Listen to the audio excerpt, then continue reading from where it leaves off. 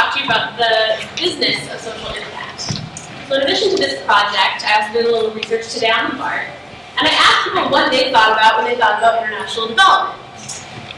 The answers consisted of what you would normally expect. Some said Peace Corps, some said large multinational corporations like World Bank, the USAID. Some mentioned slums, some mentioned poverty, and then since we're in the Bay Area, some questioned the field in general.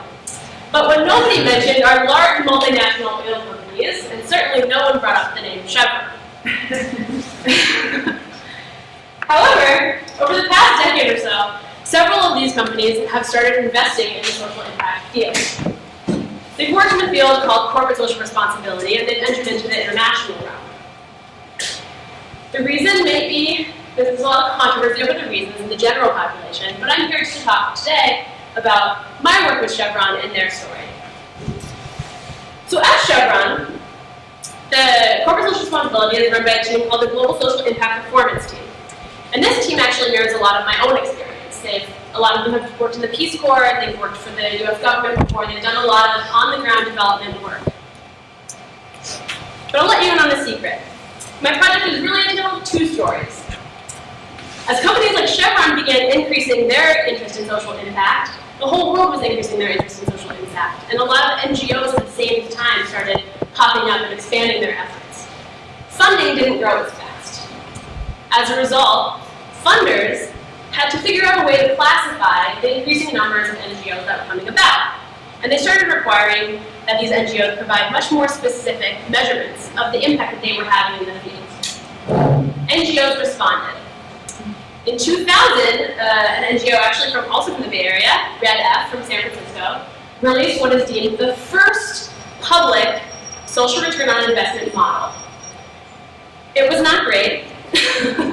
It was very bold, but it was also very broad. It was the first attempt, and it pretty much suggested some indicators, and it gave a wide variety of potential methods of monetization to help measure and monetize social impact so that everyone could understand what was happening.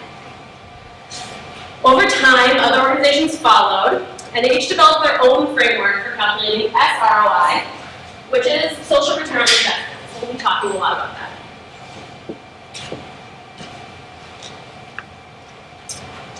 But unlike these NGOs, companies like Chevron are facing an internal and what we might deem quite apparent dichotomy of end goals.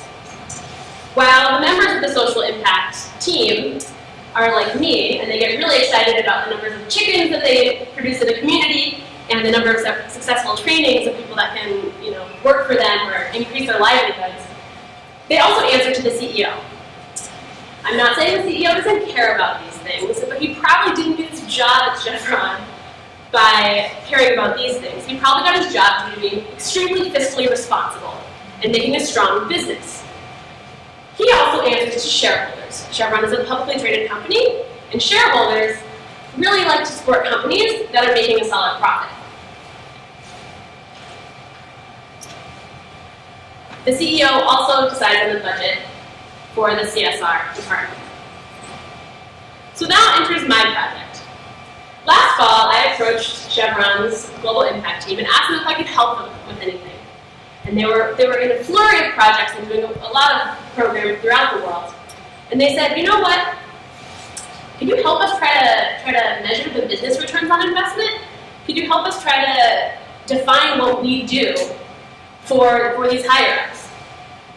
When I talked to them, they had already talked to a few consulting firms about this, and they really didn't have a solid model. They had decided on buckets of potential business impacts, and they just sort of bucketed each project and tried to serve that up as a demonstration. So that's really all I got from Chevron to start out my project with. So I got really excited about the field, and I decided to research it. My contact at Chevron told me about a few different models that were in the field. I learned about Red F. I learned about an organization called the SROI Network. They're doing wonderful sort of new models and integrating new materials. And so I started doing assessment of over 15 different models that are currently in the field. Also during this time, I spoke with consultants from major consulting firms, who I will not name, specialists in the field at different mining firms and oil companies around the world. And everyone simply told me that it would be really hard and that there was nothing good out there yet. So I did go through, I found 12 that were somewhat applicable to Chevron, but I agree. The field hasn't really transitioned. The two stories haven't merged yet. There's no clear way to measure business returns on investment that has developed from the social returns on investment field. The two that have started to move this way are the SROI networks model and another more business-oriented model from a Haas alumnus who works at SVT Consulting. However, they only enter into the business return on investments by focusing on things called procurement benefits. So procurement is if, for example, Chevron has a chicken project in Bangladesh, and they're growing a lot of, they support women who build chicken coops so the women can now raise chickens, and Chevron in return buys the chickens. The chickens are now cheaper because they're being sold at a local rate, and you no longer have to travel all the way to the capital to buy the chickens. So there's a transportation cost savings. So at this point, I should probably tell you that in 2013, Chevron reported operating expenses of $24.6 billion. That's a lot of chickens. So looking at the field, speaking to Chevron, I realized that perhaps thinking about chickens was the wrong way to go about it. Not only is that a lot of chickens, but it's really tedious to go around counting all of those chickens. And if I was the CEO, I might question how many chickens we would have to start producing. But what these models were not looking at were the indirect impacts. And these are the things that we think about, I think, when we think about why these companies are doing corporate social responsibility in the first place. So what's an indirect impact? For example, maybe the woman who has chickens now decides not to strike. And if she and the whole city decide not to strike, then that maybe saves Chevron 1 day of non-operation. And 1 day of non-operation costs them $2 million. You can see that very quickly, these large indirect impacts add up to a much more substantial number than a lot of these procurement goods would likely add up to. You can do the same thing with other indirect impacts, like the possibility of winning a bid. Back to the strike example, I can let you know that just by decreasing the probability of an incident of 1 strike, you can save the company $1 million. By decreasing the probability of 2 strikes by only a quarter, you can save the company $2 million.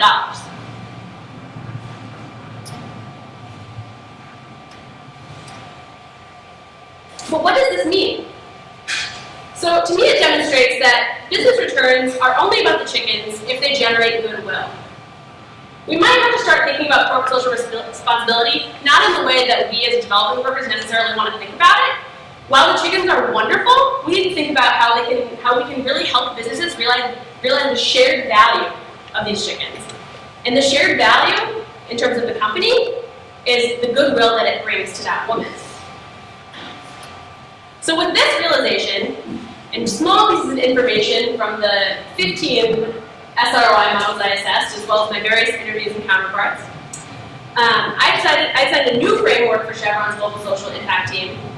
And my framework focuses on the largest potential returns to the business, which I decided are the indirect impacts. I recognize these are more difficult to assess, but I think that there's dual benefits for focusing on this impact.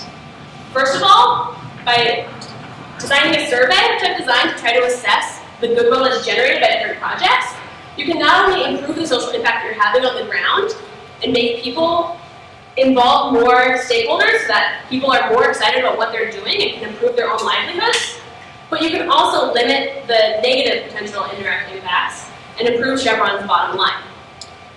By doing this and allowing for this measurement, hopefully we can encourage an expansion of positive social projects like the ones we've seen from Chevron today. So that was my project, and I'm happy to answer any questions.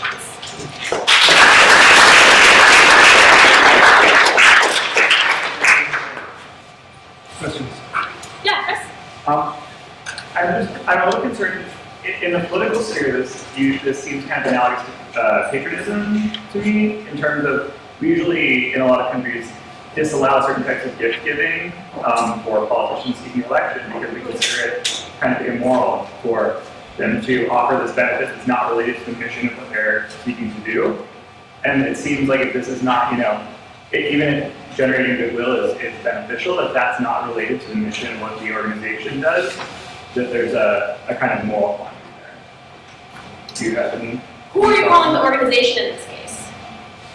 So you said, like, for example. Are you meaning the CSR team, or are you meaning Chevron as a company? Chevron as a company, so you said this has like a potential benefit, excuse me, of increasing chances of receiving a bid, for example, within the country.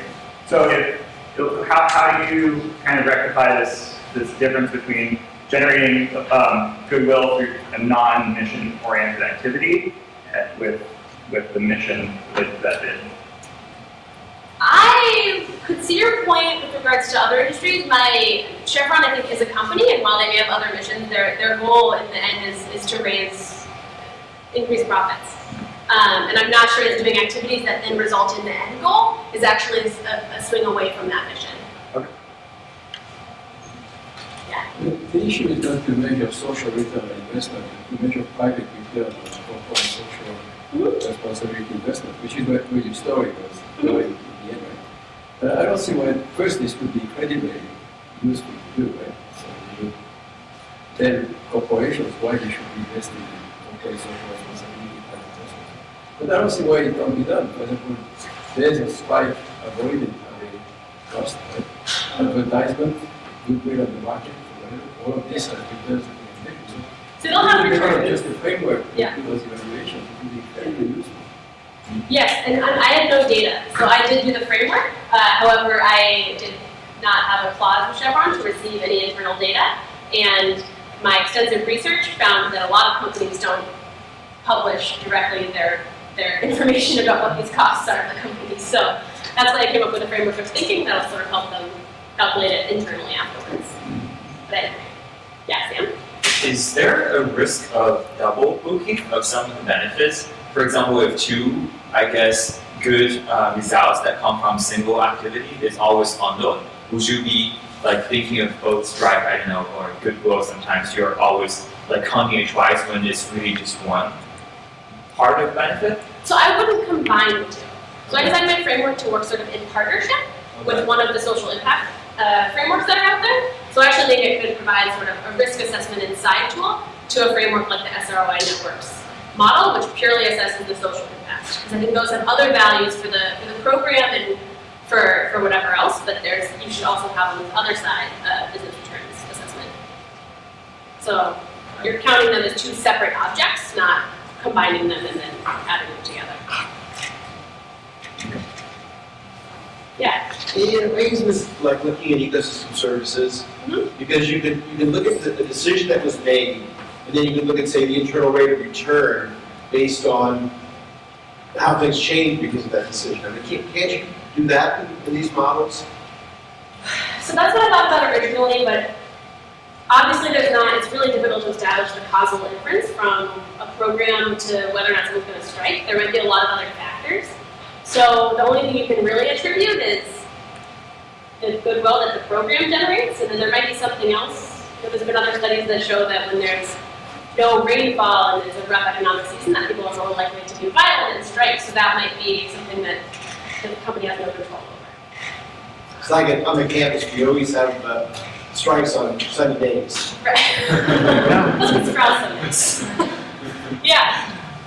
Having worked our case challenge on Chevron, we thought a lot about what was at stake for these companies before they enacted these projects, and it seems to me that you would have found some sort of ratio between the amount that's at stake and the amount invested to achieve the goodwill that you wanted. Did you find any ratios like that? So I don't know the amount that's invested in any project around the world from them because I received no data. And I only know the number of strikes in one country from last year that I was able to get out of them. So unfortunately, I couldn't establish that.